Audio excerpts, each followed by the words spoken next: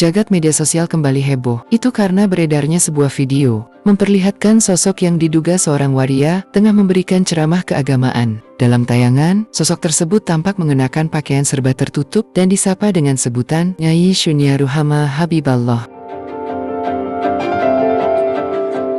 Video itu menjadi perbincangan lantaran sang penceramah tidak hanya tampil bak ustazah, tetapi juga disebut-sebut mendirikan sebuah paguyuban waria di wilayah Kendal, Jawa Tengah. Keberadaan paguyuban ini membuat heboh, tak ayal juga publik menyoroti itu karena memperkeruh kerukunan.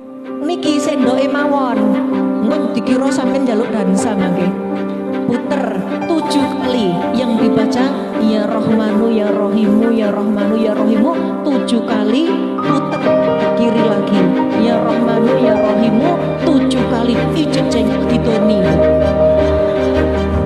Aduh, ngoten niku. Loh, tapi aja weruh. Ampun semerap. Kok ndak gila. Download Tribun X sekarang. Menghadirkan lokal menjadi Indonesia.